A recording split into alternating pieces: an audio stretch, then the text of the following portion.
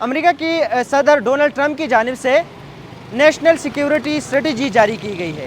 Strategy زیادہ تر focus جو ہے اس کی معیشت کے اوپر ہے، ملٹری کی طرف بہت کم رجحان ہے۔ ساتھ میں ان کا جو بیانیہ ہے کہ امریکہ فرسٹ، اسٹریٹجی میں یہ بتایا گیا ہے کہ جو مفاد امریکہ کی ہے اسی پر ہی سمجھوتا ہوگا۔ سب سے زیادہ جو پالیسی شفٹ نظر آئی ہے وہ چین کے حوالے سے ہے۔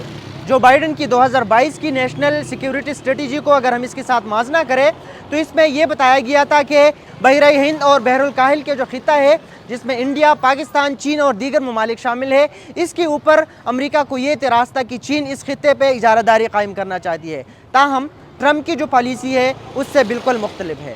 ٹرمپ چاہتے ہیں، اس پالیسی میں انہوں نے لکھا ہے کہ چین کے ساتھ تعلقات جو ہے بہتر بنانا چین اور امریکہ دونوں کے مفاد میں ہے۔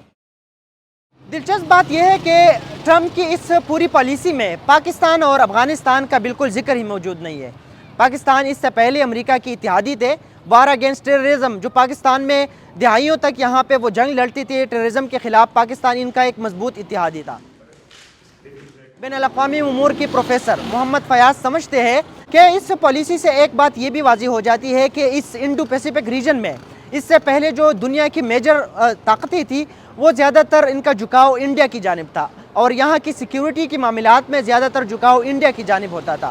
تاہم اب اس پالیسی سے یہ واضح ہوتا ہے کہ وہ پالیسی جو ہے وہ اب تبدیل ہو گئی ہے۔ محمد فیاض یہ بھی سمجھتے ہیں کہ پاکستان اور افغانستان کا ذکر نہ کرنے سے یہ بھی واضح ہو جاتی ہے کہ شاید امریکہ اب انفرادی طور پر ہر ایک ملک کے ساتھ تعلقات بہتر بنانا چاہتے ہیں۔